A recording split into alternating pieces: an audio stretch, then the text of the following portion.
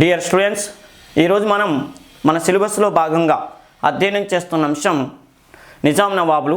ఈ నిజాం నవాబులకు సంబంధించినటువంటి ఇంపార్టెంట్ విషయాలని ఫోటోలతో సహా గత పార్టుల్లో ఎక్స్ప్లెయిన్ చేశాను. మరికొన్ని ముఖ్య అంశాలను ఇప్పుడు మనం చూద్దాం. చూడండి, అసబ్జా రాజకీయ చరిత్ర. ఏ నిజాము ఏ సంవత్సరం నుంచి ఏ సంవత్సరం వరకు పరిపాలన చేశారో కావాలి మనకి.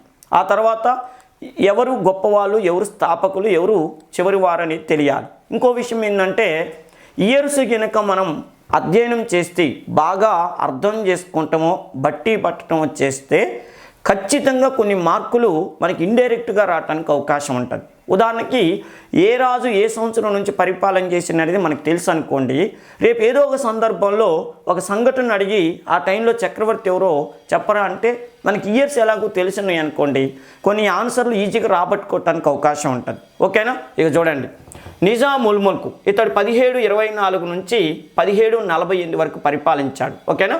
1724 నుంచి 1748 ఇతడు స్థాపకుడు. నెక్స్ట్ నాజర్ జంగ్, ఇతని కొడుకు. ఇతడు 1748 నుంచి 1750 వరకు పరిపాలించాడు. తర్వాత ముజఫర్ జంగ్, ఇతడు మనవడు.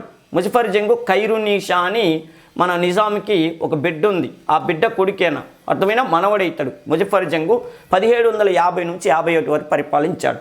సలాబత్తు జంగు మన నిజాంకి ఇంకో కొడుకు.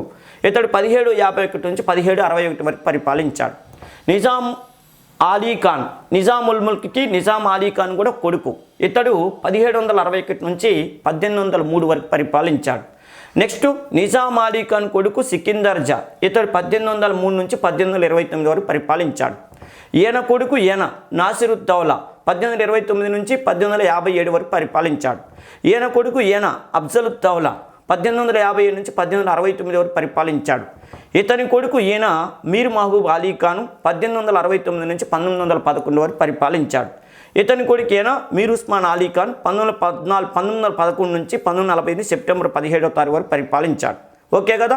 విషయం ఏంటంటే, సీరియల్లో చూస్తే మొత్తం 10 మంది ఉన్నారు, కానీ వీరిలో 7గురిని మాత్రమే అసబ్జాల్ అనే పేరుతో పిలుస్తారు. 7గురు చక్రవర్తులని 7గురు నిజాములను మాత్రమే అసబ్జాల్ అనే పేరుతో పిలుస్తారు.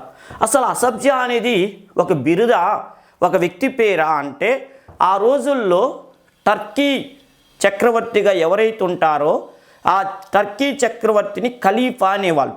ఇస్లాం మతస్థులకి ప్రధానమైన వ్యక్తి ఒక ఆయన ఉంటాడు, ఆయన్ని ఖలీఫా అంటారు. అదే క్రిస్టియానిటీ వాళ్ళకైతే పోప్ ఉంటాడు. అర్థమైందా? ఇస్లాం మతం, ప్రపంచంలో ఇస్లాం మత కంట్రీస్ అన్నిటికీ ఒక హెడ్ ఉంటాడు, ఆయన్ని ఖలీఫా అంటారు. ఆ ఖలీఫా దగ్గర ఒక గొప్ప సేనా నాయకుడు ఉండేవాడు. ఆయన్ని ఆ రోజుల్లో అసబ్జా అనేటటువంటి పేరుతో పిలిచేవాళ్ళు, అసామాన్యుడిగా పిలిచేవాళ్ళు. మరి ఆయన పేరే అసబ్జానా, ఆయన బిరుదా కానీ ఖలీఫా దగ్గర ఉండే సేనా నాయకుడు. మగధీరా సినిమాలో కాజల్ అగర్వాల్ పక్కన కాలభైరవ ఉన్నట్టు ఈ ఖలీఫా దగ్గర ఉండేటటువంటి వ్యక్తిని అసబ్జా అనే పేరుతో పిలిచేవాళ్ళు. ఆయనంటే ఆ రోజుల్లో మీలాంటి యంగ్ డైనమిక్లు అందరూ ఏమనుకునే వాళ్ళంటే, ఒక్కసారనే ఆయన పేరు మీద నన్ను పోల్చితే బాగు, నా జన్మ చరితార్థం అయింది అనుకునేవాళ్ళు. అర్థమైందా? ఎవరన్నా బాగా నచ్చారనుకోండి, అరే నిన్ను చూస్తుంటే సేమ్ అసబ్జా ఉన్నట్టే ఉన్నవరా అంటే ఇంకోడ నైట్ అన్నం కూడా తిన్నానమాట. అట్లా ఒక గొప్ప వ్యక్తిగా భావించబడ్డ, యుద్ధ వీరుడిగా భావించబడ్డ వ్యక్తి అనమాట అసబ్జా. ఖలీఫా పక్కన ఉండేవాడు. అందుకని ఇప్పుడు ఆ రోజుల్లో ఖలీఫా పక్కన ఉన్నటువంటి వ్యక్తిని ఆ అసబ్జా అంటారు కదా. ఇంకెవడన్నా నచ్చితే నువ్వు సేమ్ అసబ్జాలాగా ఉన్నవరా అని అని వాళ్ళందరూ. ఉదాహరణకి నిన్ను చూస్తుంటే మహేష్ బాబు లాగా ఉంటావు, నిన్ను చూస్తుంటే ప్రభాస్ లాగా, జూనియర్ ఎన్టీఆర్, పవన్ కళ్యాణ్ అన్నట్టుగా. అర్థమైందా? ఆ రోజుల్లో నిన్ను చూస్తుంటే అసబ్జాలాగా ఉన్నవబ్బా అంటే వాడికి నిద్రపోయేవాడు కాదనమాట. ఇప్పుడు ఈ టాపిక్ ఎందుకు చెప్తున్నానంటే, మొఘలు చక్రవర్తులలో ఒకటో మహమ్మద్ షా అనే చక్రవర్తి ఈ నిజాం ఉల్ ముల్క్ని ఒకరోజు అన్నాడు, బా నిన్ను చూస్తుంటే అసబ్జా ఉన్నట్టే ఉన్నవబ్బా అన్నాడు. పోయింది సార్ భలేగా ఉన్నావంటే, నిజం అబ్బా సేమ్ అలాగే ఉన్నావు చెప్పంటే ఇక చూస్తూ ఆయన పరవశించిపోయాడు. నన్ను అసబ్జా అన్నవా మళ్ళీ ఒకసారి అన్నవా ప్లీజ్ అన్నట్టుగా అనుకున్నాను అనమాట. ఆ దెబ్బతో ఇక అప్పటి నుంచి అసబ్జా ఇప్పుడు ఇంకా ఆయన దగ్గర ఉద్యోగం చేస్తున్నప్పుడు ఏనాడు నిజాం ఉల్ ముల్క్ అని పిలిచేవాళ్ళు కాదు.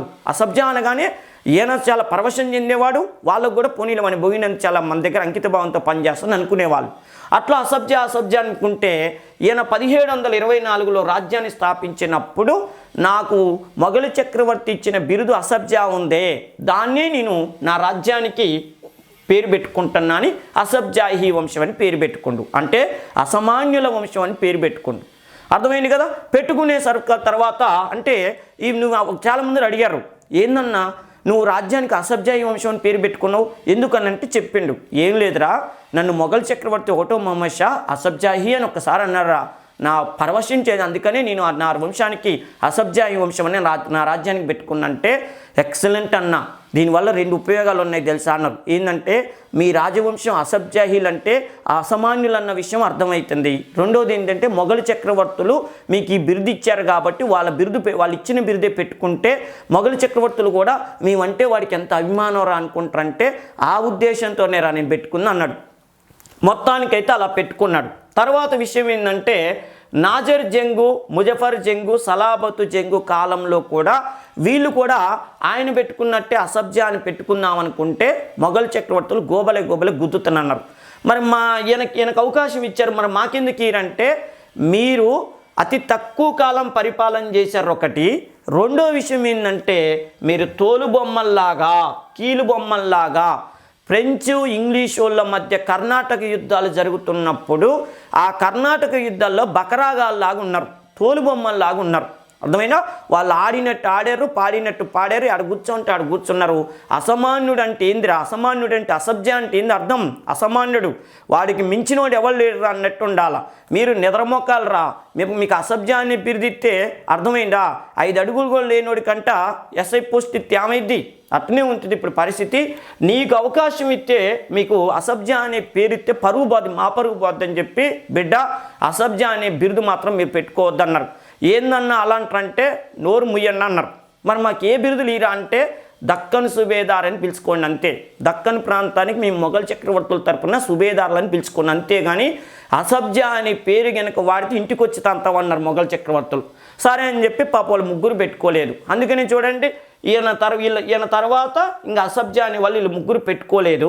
తర్వాత నిజాం అలీ ఖాన్ కాలం నాటికి మొఘలు చక్రవర్తులు అసబ్జా బిరుదెత్తారేమో ఈయన చాలా రోజుల నుంచి ఎదురు చూస్తాడు. ఎందుకంటే నేను దమ్మున్నోడిని, మొత్తానికైతే మంచి పొజిషన్లో పెట్టాను రాజ్యాన్ని, మరి వాళ్ళు నాకు బిరుదు ఇస్తారా నేనే అడుక్కోనా అని ఆలోచిస్తున్నప్పటికీ అసలు మొఘలు చక్రవర్తికి ఉన్న పవర్స్ బ్రిటిష్ వాళ్ళు తీసేశారు. ఎలా అంటే ఈయన పరిపాలన చేస్తున్నప్పుడే చూడండి 1764 సంవత్సరం అక్టోబరు 22వ తారీఖు నాడు బక్సార్ యుద్ధం జరిగింది. బాక్సార్ యుద్ధం అంటారుగా, ఆ యుద్ధం జరిగింది. ఆ యుద్ధంలో అప్పటి మొఘలు చక్రవర్తి అయిన రెండవ షాలం అనేటటువంటి చక్రవర్తి ఘోరంగా ఓడిపోయి మొఘలు చక్రవర్తి ఓడిపోయి బ్రిటిష్ వాళ్ళ దగ్గర పెన్షన్ తీసుకునే పరిస్థితి వచ్చింది ఈ మొఘల్ చక్రవర్తికి. అంటే బ్రిటిష్ వాళ్ళు ఏనే ఆడ కూర్చునేటట్టు తయారైంది, ఓడిపోయింది కదా ఘోరంగా. అప్పుడు ఈయనకే గతి లేదు, ఈయనకే దిక్కు దివాణం లేకుండా ఉండు. ఈయన మనం నిజాం నవాబుల్ని అసబ్జా అనే బిరుదెట్టిస్తాడు, ఇయటానికి వీల్లేదు కదా. అందుకని అప్పుడు బ్రిటిష్ వాళ్ళతో ఈయన క్లోజ్గా ఉంటాడు. ఎందుకంటే మీకు తెలుసు సైన్య సహకార ఒప్పందం మీద సంతకం చేసిన మొట్టమొదటి భారతీయ పరిపాలకుడు అంటే ఈయనే అంటాం కదా. అందుకని చూడండి ఎమ్మటి ఆయనకి బ్రిటిష్ వాళ్ళు చెప్పారు, వాళ్ళు ఎవడు నీకు అసబ్జా అనే బిరుదేరు నువ్వే పెట్టుకో అన్నాడు.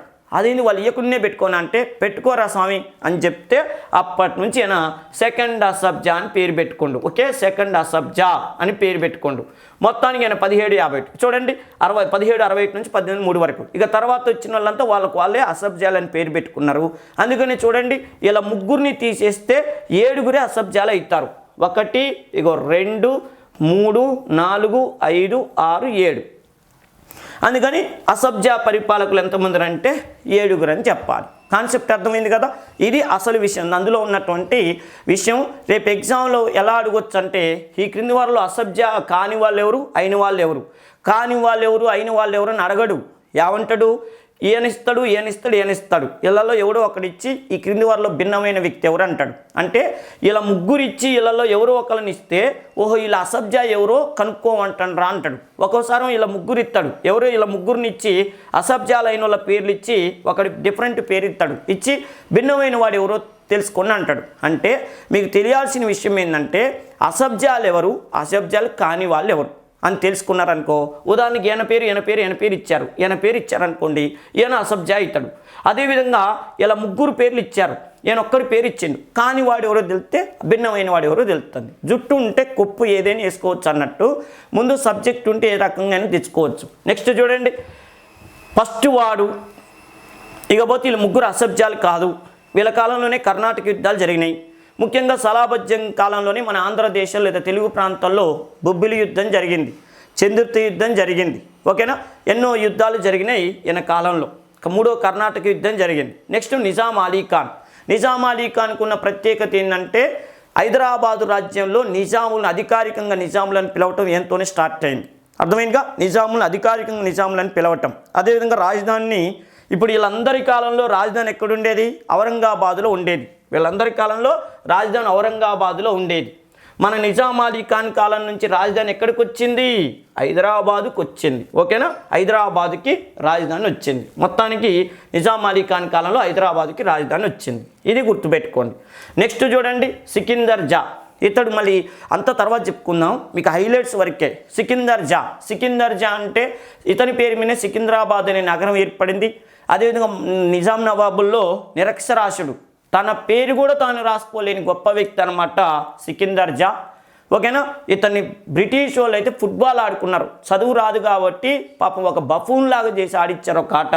నెక్స్ట్ నాసిరుద్దౌలా, ఈయనను కూడా చిత్రహింసలు పెట్టారు బ్రిటిష్ వాళ్ళు. ఈయన కాలంలోనే హైదరాబాదు రాజ్యంలో వహబీ ఉద్యమం అని చెప్పి పెద్ద ఉద్యమం వచ్చింది, మత ఉద్యమం బ్రిటిష్ వాళ్ళకు వ్యతిరేకంగా. నెక్స్ట్ అఫ్జలుద్దౌలా, ఈయన 1850 సిపాయిల తిరుగుబాటు జరుగుతున్నప్పుడు హైదరాబాదు చక్రవర్తిగా ఉన్నాడు. ఇతనికి బ్రిటిష్ వాళ్ళు సహాయం చేశారు, ఇతను బ్రిటిష్ వాళ్ళకి సహాయం చేసిండు. అందువల్లనే 1850 సిపాయిల తిరుగుబాటులో బ్రిటిష్ వాళ్ళు ఘన విజయం సాధించారు. హైదరాబాదులో తుర్రేబాజ్ ఖాను, మౌలవి అల్లావుద్దీను, అదేవిధంగా హైదరాబాద్ సంస్థానంలో ఆదిలాబాద్ జిల్లాలో నిర్మల్ ఏరియాలో రామ్జీ గోండు, వెంకటప్ప నాయకు, వీళ్ళందరూ తిరుగుబాటు అణచివేసింది అనే. అదేవిధంగా మన ఆంధ్ర ప్రాంతంలో దండసేనుడు, కోరుకొండ సుబ్బారెడ్డి, పీర్ మహమ్మదు, వీళ్ళ తిరుగుబాటు కూడా అణచివేయటానికి సహకారం చేసినటువంటి మొఘల్ చక్రవర్తి అంటే అఫ్జలుద్దౌలా. నెక్స్ట్ చూడండి, మీర్ మహబూబ్ అలీ ఖాన్ 3 సంవత్సరాల వయసులో చక్రవర్తి అయ్యాడు. ఓకే కదా, 3 సంవత్సరాల వయసులో చక్రవర్తి అయ్యాడు. నిజాం నవాబుల్లో రంగేలీ రాజాని ఎవరినంటారంటే మీర్ మహబూబ్ అలీ ఖాన్ని పిలుస్తారు. ఓకేనా, ఇతని కాలంలోనే 2 అద్భుతమైన ఉద్యమాలు హైదరాబాద్ సంస్థానాలు వచ్చినాయి. ఒకటి ముల్కీ ఉద్యమం, రెండోది చాందా రైల్వే సంఘటన. చాందా రైల్వే ఉద్యమం చెప్పి చాందా అనే ప్రాంతానికి రైల్వే ట్రాక్ వేస్తున్నప్పుడు ప్రజల డబ్బుతో రైల్వే ట్రాక్ పారిశ్రామికవేత్తలకు వేయొద్దు. పారిశ్రామికవేత్తలకు రైల్వే ట్రాక్ వేసుకోవాలనుకుంటే వాళ్ళ సొంత డబ్బులతో వేసుకుంటారు, ప్రజల డబ్బుతో ఎలా చేస్తారని చెప్పి మన హైదరాబాద్ సంస్థానంలో ప్రజా తిరుగుబాటు వచ్చింది. అది తొలి రాజకీయ తిరుగుబాటుగా చెప్పబడ్డది. అదే వహబీ ఉద్యమం నాసిరుద్దౌలా కాలం వచ్చింది, అది మతపరమైన ఉద్యమం. మీర్ మహబూబ్ అలీ ఖాన్ కాలంలో వచ్చింది, అది ఏంటంటే రాజకీయ ఉద్యమం, చాందా రైల్వే ఉద్యమం. అదేవిధంగా ముల్కీ ఉద్యమం కూడా వచ్చింది. నెక్స్ట్ మీర్ ఉస్మాన్ అలీ ఖాన్, ఈ వంశంలో గొప్పవాడు, చివరివాడు, వివాదాలు కొని తెచ్చుకునేవాడు, మొదటి ప్రపంచ యుద్ధం, రెండో ప్రపంచ యుద్ధంలో బ్రిటిష్ వాళ్ళకి సపోర్ట్ ఇచ్చినవాడు, హైదరాబాదుని ఆధునిక యుగంలోకి తీసుకొచ్చి వెళ్ళినటువంటి చక్రవర్తి ఎవరంటే మీర్ ఉస్మాన్ అలీ ఖాన్ అంటారు. ఇతని కాలంలోనే మొదటి ప్రపంచ యుద్ధం, రెండో ప్రపంచ యుద్ధం జరిగింది. అసలు హైదరాబాద్కి ఎన్నో సౌకర్యాలు ఏ కాలంలో వచ్చినాయి, అదంతా మన సందర్భం వచ్చినప్పుడు చెప్పుకుందాం. నిజాముల తర్వాత 1748 నుంచి 1761 వరకు 3 నవాబులు నిజాములు కారు. చూడండి, 1748 నుంచి 1761 వరకు వీళ్ళ 3 నిజాం నవాబులు అనరు. కారణం వీరికి మొఘల్ చక్రవర్తుల అసభ్య అనే బిరుదులు ఇవ్వలేదు. ఓకే కదా, ఇట్లా గుర్తుపెట్టుకోండి. నేను ఇది స్టార్ట్ చేసేటప్పుడు ఒక మాట చెప్పాను, మనం చక్రవర్తుల ఏ టైం నుంచి ఏ టైం వరకు పరిపాలన చేశారో తెలుసుకుంటే ఈజీగా కొన్ని బిట్లు ఆన్సర్లు తెచ్చుకోవచ్చు అని. ఎలా అంటే ఉదాహరణ చూడండి, 1908వ సంవత్సరంలో 1908లో మూసీ నదికి వరదలు వచ్చినాయి అంటారు. మూసీ నదికి వరదలు వచ్చినప్పుడు నిజాం ఎవరో తెలిస్తే చూడండి, ఇయర్ 1908వ సంవత్సరంలో మూసీ నదికి వరదలు వచ్చినాయి భారీ ఎత్తున. అఫ్జల్గంజ్ ఏరియా మొత్తం మునిగిపోయింది. అప్పుడు నిజాం ఎవరో చెప్పండి అన్నాడు అనుకో, నీకు ఇయర్స్ తెలిసినాయి అనుకో. చూడు, మీర్ మహబూబ్ అలీ ఖాన్ 1869 నుంచి 1911 వరకు ఉండు, అంటే ఈయన కాలంలోనే మూసీ నదికి వరదలు వచ్చినాయి. ఓకేనా, నెక్స్ట్ విషయం ఏంటంటే ఇంకా సందర్భానుసారంగా ఉదాహరణకి 1914లో మొదటి ప్రపంచ యుద్ధం వచ్చింది. అప్పుడు నిజాం ఎవరు అంటాడు, నేను 1914లో మొదటి ప్రపంచ యుద్ధం అంటే మీర్ ఉస్మాన్ అలీ ఖాన్ 1911 నుంచి 1948, అంటే ఈయన కాలంలో మొదటి ప్రపంచ యుద్ధం వచ్చింది. నెక్స్ట్ హైదరాబాద్ సంస్థానంలో కొన్ని హిందూ పట్టణాల పేర్లని ఇస్లాం మత పట్టణాలుగా మార్చారు. ఎప్పుడు? 1905వ సంవత్సరంలో. ఏమని, ఉదాహరణకి మానుకోట ఉందనుకో మహబూబాబాదు, అర్థమైనా? అదేవిధంగా ఎదిలాబాద్ ఉందనుకో ఆదిలాబాదు, ఓకేనా? అదేవిధంగా పాలమూరు ఉందనుకో మహబూబ్ నగర్ అని మార్చారు. ఎప్పుడు 1905 యాక్ట్ ప్రకారం. అప్పుడు నిజాం ఎవరంటే మీర్ మహబూబ్ అలీ ఖాన్ తెలిసిందనుకో 1869 1911 అంటే ఈయన కాలంలో మార్చారు. ఇట్లా జస్ట్ ఉదాహరణలు చెప్తున్నా నేను. ఇలా మన ప్రతి విషయంలో కూడా ఉదాహరణకి 1763వ సంవత్సరంలో రాజధాని హైదరాబాద్కి మార్చారు. హైదరాబాద్కు మార్చినప్పుడు అంటే 1763 అంటే ఈ నిజాం అలీ ఖాన్ 1761లో వచ్చిండు, 1803 అంటే ఈయన కాలంలోనే రాజధాని మార్చారు. ఉదాహరణకి వెల్లస్లీ తీసుకొచ్చిన 1798లో వచ్చిన సైన్య సహకార ఒప్పందం మీద సంతకం చేసిన నిజాం ఎవరు అంటాడు. 1798లో వెల్లస్లీ సైన్య సహకార పద్ధతిని పెట్టినప్పుడు అప్పుడు నిజాం ఎవరు అంటే నిజాం అలీ ఖాన్. 1761 నుంచి 1803 వరకు ఉండు అంటే ఈయన కాలంలోనే సైన్య సహకార ఒప్పందం జరిగింది కాబట్టి దాని మీద ఈయన సంతకం చేశాడు. ఓకే కదా. నెక్స్ట్ 1806-1807 మధ్య కాలంలో సికింద్రాబాద్ నగరం నిర్మాణం అయింది. సికింద్రాబాద్ నగరం నిర్మాణం అయినప్పుడు అంటే ఇప్పుడు 1803 నుంచి 1829 అంటే ఈయన కాలంలోనే, ఎవరు సికిందర్ జా కాలంలో. ఇట్లా ఎన్నో రకాలు మనకి ఇలా ఇయర్స్ బట్టండి దయచేసి, దానివల్ల మీకు ఎన్నో బెనిఫిట్లు ఉంటాయి. ఒక గమ్మత్తు ఏంటంటే మీరు అసలు ఎగ్జామ్ రాయబోయే దాంట్లోనే కొన్ని మొత్తం పేపర్ చదివితే మీకు తెలియకునే కొన్ని ఆన్సర్లు కూడా ఉంటాయి. ప్రశ్నాపత్రంలోనే కొన్ని ఆన్సర్లు కూడా ఉంటాయి. అట్లా ఎన్నోసార్లు జరిగినాయి. అలా ఉపయోగించుకోవాలంటే చక్రవర్తులు మెయిన్ చక్రవర్తులు ఇయర్స్ అన్ని బట్టండి, ఓకేనా? వాళ్ళు ఎప్పటి నుంచి ఎప్పటివరకు పరిపాలన చేశారని. నెక్స్ట్ చూడండి, అసబ్జాలు మొత్తం 7 అన్నాం కదా, 3 తీసేసినాం కదా, 7. ఇగో నిజాం ఉల్ ముల్క్, తర్వాత నిజాం అలీ ఖాన్, తర్వాత సికిందర్ జా, ఓకేనా? తర్వాత విషయం ఏంటంటే నాసిరుద్దౌలా, అఫ్జలుద్దౌలా, మీర్ మహబూబ్ అలీ ఖాన్, మీర్ ఉస్మాన్ అలీ ఖాన్, ఓకే కదా.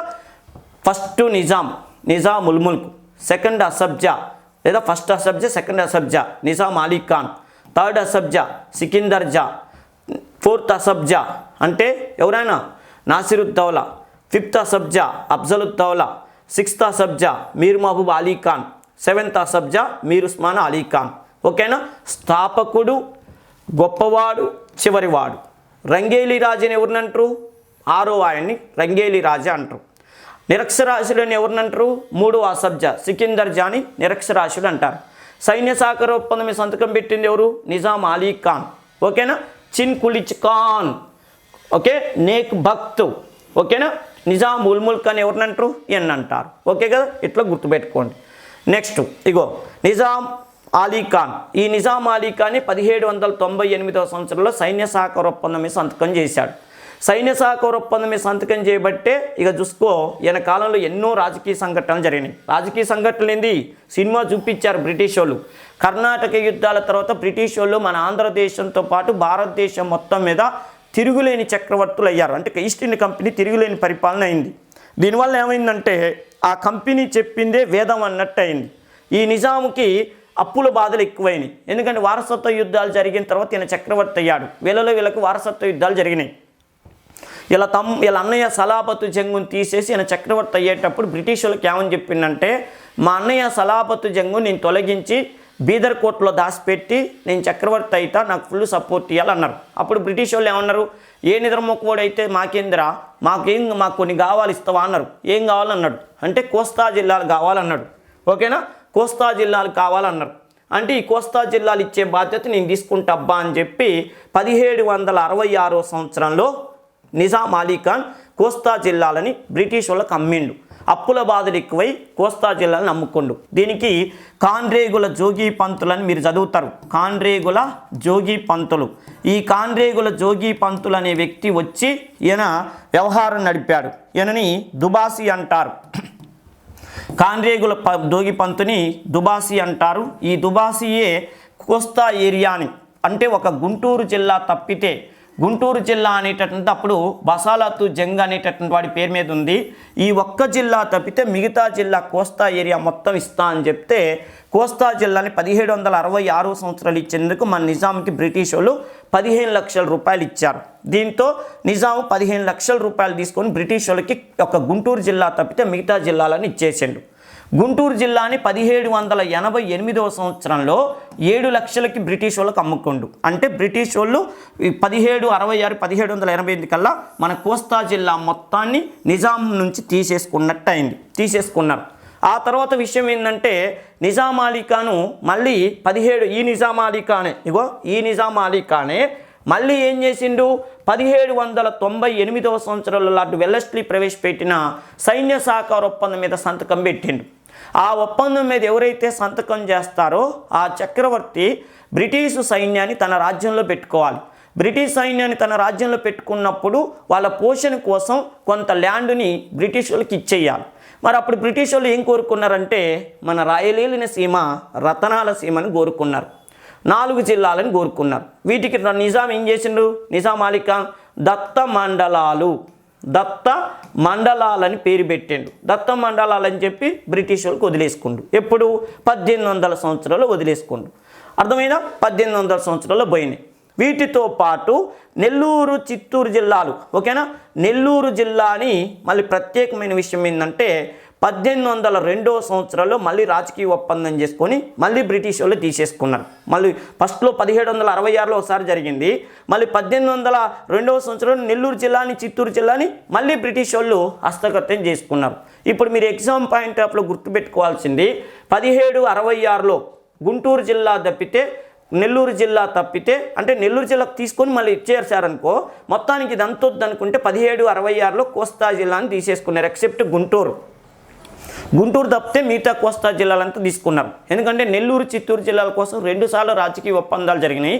ఈ రాజకీయ ఒప్పందాలని నాకు గుర్తుండవు సారు, డైరెక్ట్గా చెప్పండి అంటే సోది లేకుండా డైరెక్ట్గా కోస్తా జిల్లాల్లో గుంటూరు జిల్లా తప్పితే మిగతా జిల్లాలని 1766లో నిజాం అలీ ఖాన్ నుంచి, ఓకే, ఈ నిజాం అలీ ఖాన్ నుంచి బ్రిటిష్ ఈస్ట్ ఇండియా కంపెనీ 1766లో కాండ్రేగుల జోగి పంతులని దుబాసీ ద్వారా 15 లక్షల రూపాయలకి కొనుక్కుంది.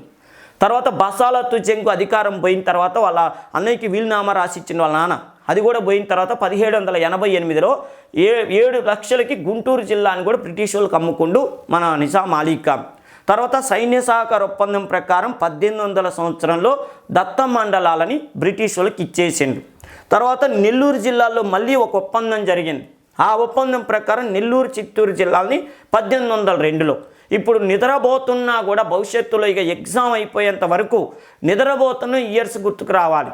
ఇది ఎన్నో పాఠాలకి ఇక్కడ మనం సమాధానం చెప్పుకున్న వాళ్ళం అవుతాం, ఓకేనా. 1766, 1788, 1800, 1802. ఇక మరి నిజాంకి మిగిలింది ఏంది, తెలంగాణ మిగిలింది, ఓకే, తెలంగాణ మిగిలింది. అప్పటికే నిజాము మహారాష్ట్రలో కొన్ని జిల్లాలు, కర్ణాటకలో కొన్ని జిల్లాలు అన్నాం. తెలంగాణలో 8 జిల్లాలు, మహారాష్ట్రలో 5 జిల్లాలు, కర్ణాటకలో 3 జిల్లాలు. ఈ 16 జిల్లాలకు మాత్రమే నిజాం పరిమితం అయిపోయాడు, ఓకే కదా, నిజాం పరిమితం అయ్యాడు. ఇక చూడండి, తెలంగాణ, కర్ణాటక, మహారాష్ట్రలో అర్థమైనగా తెలంగాణలో 8 జిల్లాలు, మహారాష్ట్రలో 5 జిల్లాలు, కర్ణాటకలో 3 జిల్లాలకు పరిమితమైండు. మరి ఇప్పుడు మన రాయలసీమ, ఆంధ్ర మొత్తాన్ని ఈస్ట్ ఇండియా కంపెనీ బ్రిటిష్ వాళ్ళు తీసుకున్నారు కదా. తీసుకున్న బ్రిటిష్ వాళ్ళు దేంట్లో కలుపుకున్నారంటే తమిళనాడులో కలుపుకున్నారు. ఇది తమిళనాడు ఏరియాలో వాళ్ళ ఈ ప్రాంతాన్ని కలుపుకున్నారు. కలుపుకొని మద్రాస్ అనే దాన్ని క్యాపిటల్ సిటీ పెట్టుకున్నారు.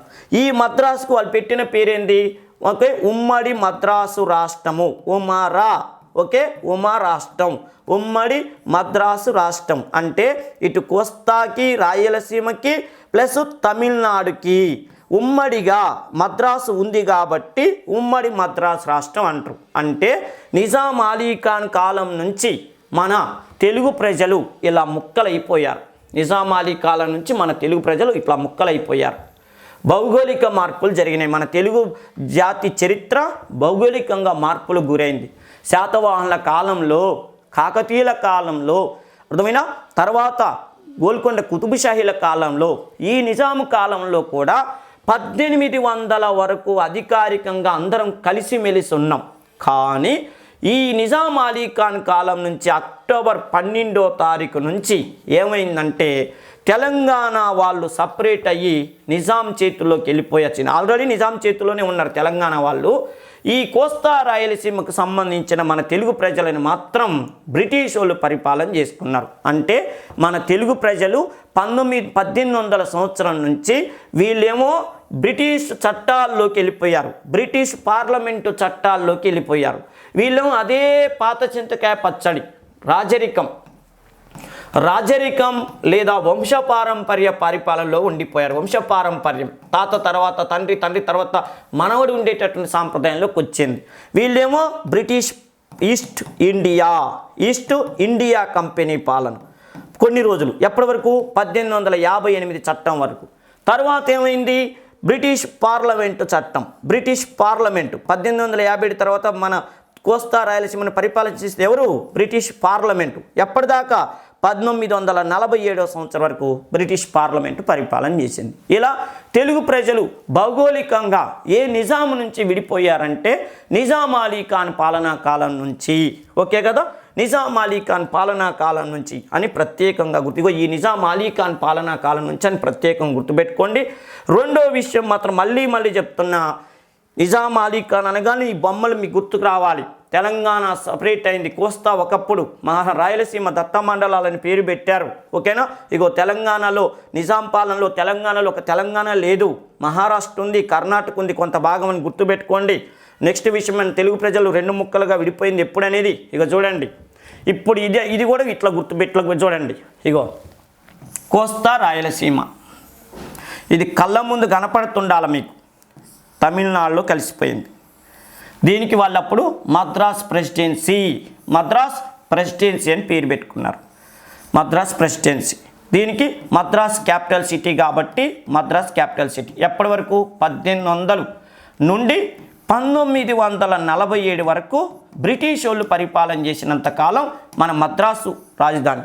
అంతేకాదు, దేశానికి స్వాతంత్రం వచ్చినా కూడా మన కోస్తా రాయలసీమ వాళ్ళు మద్రాసు వాళ్ళ చేతిలోనే ఉండిపోయారు. తర్వాత కూడా 1953 అక్టోబర్ 1వ తారీఖు నాడు ఆంధ్ర రాష్ట్రం పొట్టి శ్రీరాములు 58 రోజులు నిరాహారదీక్ష చేసి చనిపోతే కానీ కేంద్ర ప్రభుత్వం ఆంధ్ర రాష్ట్రం ఇవ్వలేదు. అప్పటి వరకు మన తెలుగు వాళ్ళు మద్రాసునే క్యాపిటల్ సిటీగా పెట్టుకొని పరిపాలన చేసుకున్నారు. ఇక తెలంగాణ వాళ్ళు, తెలంగాణ 8 జిల్లాలు, మహారాష్ట్ర 5 జిల్లాలు, కర్ణాటక 3 జిల్లాలు, మొత్తం 16 జిల్లాలు. మరి వీళ్ళ పరిస్థితి ఏంటి అంటే, తమిళనాడు 8 జిల్లాలు, కోస్తా 7 జిల్లాలు, రాయలసీమ 4 జిల్లాలు, మొత్తం ఎన్ని అంటే 19 జిల్లాలు. ఓకే కదా, ఇది ప్రత్యేకంగా గుర్తుపెట్టుకోవాల్సిన విషయం. ఓకేనా, అర్థమైందా? 19 జిల్లాలు వీళ్ళు పరిపాలన చేసుకుంటారు. ఇట్లా మీరు ఎన్ని పుస్తకాలు చదివే నాలెడ్జ్ అంతా మ్యాప్ పాయింటింగ్ ద్వారా వచ్చింది. ఓకే కదా, ఈ మ్యాప్ పాయింటింగే మీకు పెద్ద గొప్ప ఆయుధంగా గుర్తుపెట్టుకోండి. ఇది ఒక్కసారి ఎగ్జామ్కి వెళ్ళేటప్పుడు ఇలాంటి ఒక్కసారి చూసుకొని పోతే అసలు దుమ్ము లేపొచ్చు అనమాట. బాగా గుర్తుపెట్టుకోండి.